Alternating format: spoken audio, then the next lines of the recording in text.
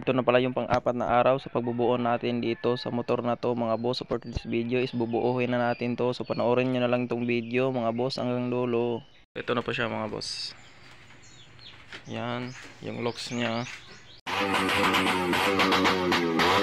Kaya umagang umaga mga 5 AM mga boss, agad-agad akong bumangon dahil kagabi hindi na ako nakatulog dahil sa pag-iisip na tong motor na to dahil hindi ko pa to natapos.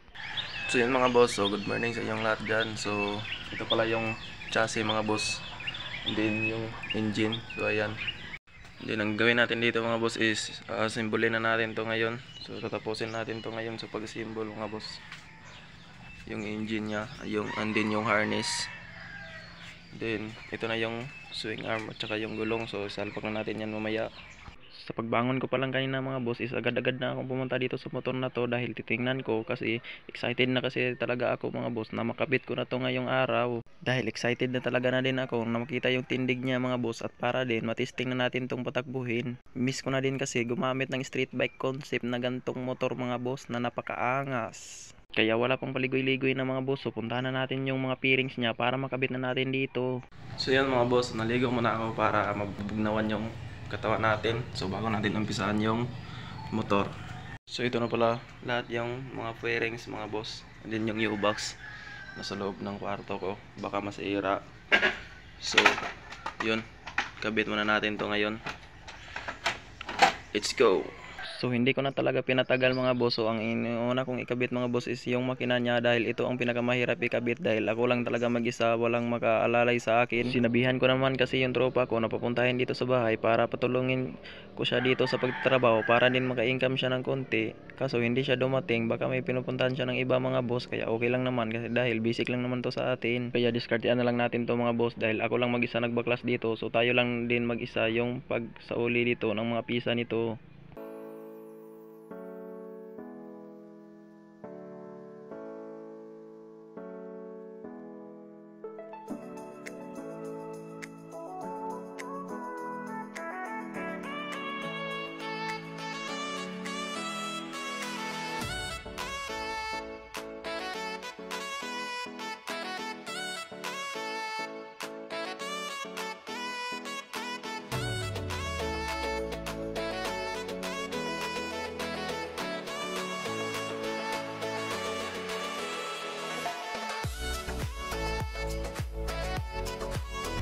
So ito na siya mga boss, 50% na yung pisa niyang nakakabit. So bearings na lang yung hindi ko na install mga boss. Yung shifter, so nakabit ko na din yung rims. Saka yung speedometer. So yung light na lang yung hindi. So yung leg shield dito mga boss, so sabi ng owner dito is hindi daw, ipakabit muna para makita yung bagong repaint na chassis niya. So dun sa side cover na lang yung ikabit muna natin. So timelapse na lang natin mga boss sa pag-install ng cover. So hindi ko na pinatagal mga boss. So ikabit ko na pala yung mga side cover niya. So di ba side cover pa lang yung kinabit ko mga boss, pero kitang-kita na talaga yung tindig ng motor na to mga boss. Lalo na kapag ma-repaint na natin tong cover na to. Dahil bala kasi ng may-ari dito mga boss na ipa-repaint pa daw niya yung cover niya. So yan na mga boss. So tapos na natin assemble lahat. And then ito na po yung final setup niya. Yan. So di na lang natin ikabit yung leg shield dyan mga boss. So yan yung leg shield na cover. So ito lang muna dahil malinis naman tingnan.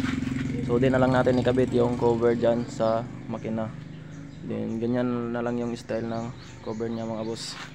So yung ating handlebar mga boss, yung stock is hindi na lang natin ibalik dahil meron tayong alloy na low race dito.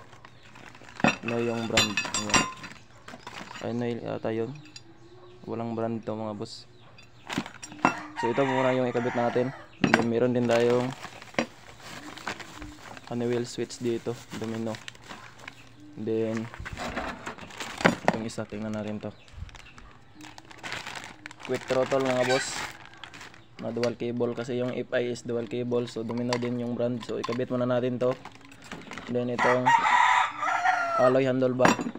So itong domino switch mga boss, sa susunod na lang natin to ikakabit kasi wala na tayong oras dahil meron kasi tayong pupuntahan mamaya. So ito lang muna yung ikabit natin. And then tong quick throttle. So let's go. So, bali, kabit na natin mga boss.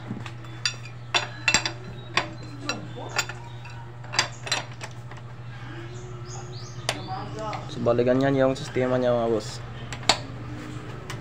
Pang street bike talaga tong handlebar na to. Yan.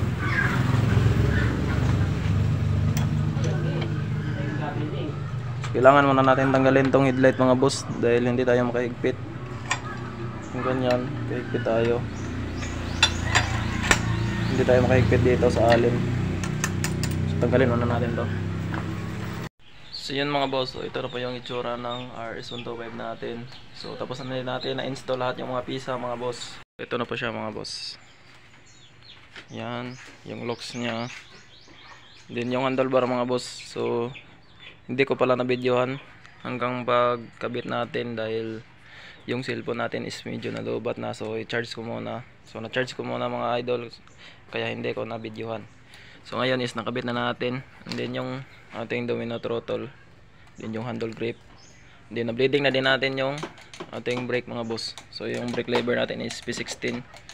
So yan, and then gumana na yan. Yan o. Then yung ginagawa ko na lang dito mga boss is itong cable nya medyo mahaba. So ito yung kaputol nya. Kasi kapag bumili tayo ng quick throttle is mahaba yung cable. So kailangan nating putulan. Then meron naman siyang kasamang ito, lock o. And then pinutulan ko na. So tapos na natin na-install. And then dito ko pinadaan mga boss para malinis tingnan. Then ditong switch natin mga boss is gumana na to lahat. Yan, naka-primera. Yan, neutral. So ito yung headlight natin mga boss na switch. And then ito yung hazard. So testing natin. Ay, ito yung headlight tapos ito yung hazard. Yan. Diba, gumana na siya. And then testing natin to panda rin mga boss. Yan. Mas maganda to mga boss kapag naka-ram air to. So sana makaisip yung owner dito na kunin na lang to para malinis tingnan. And then lagyan na lang ng ram air para mas maangas din sa street bike build. Kasi naka open air na lang. Goods na yan kapag pang daily lang. Then naka stock pipe. Yun. Ito yung locks nya mga boss. Napakaganda. So ito pala yung U-box. So yun, napakadumi yung U-box. Pero goods na yan kasi linisan naman niya ng tropa natin. Then ito yung na-repaint natin. Napakaangas. Kintab. Then yung dito. Pwede ka manalamin talaga mga boss sa chassis nya. What? Kaano na kapag maripentong cover. So naisipan ng owner dito is ang i-repaint is yellow green. So bagay naman, yellow green. Tapos black rims. Pwede na ilapag sa show. Low race lang baon. So yun, hanggang dito lang muna yung video natin dito sa RS na to mga boss. Dahil tapos naman natin na build. So ito is hindi na lang natin muna to ikabit. Dahil ipaprepend na naman to sa atin ng may-ari dito. So yun. Kaya kung nagustuhan nyo itong video ko mga boss, huwag nyo kalimutan paki-like and share na lang sa video ko mga boss. And then makipollow na din sa FB page ko mga boss. So yun lang, salamat sa panonood nyo. Ride si palagi. Lahat ay babanggain. Lahat ay babanggain. Lahat ay babanggain. Nang umarang-arang-arang sa amin ay sasamain. Dire-diretso lang kapag meron kang mga ganto, nire-respeto ka at walang angal-angal ang mga kalaban. Dala bakal nang malaman lamang parang walang bawal sa amin mga tol. Aabutin ratata.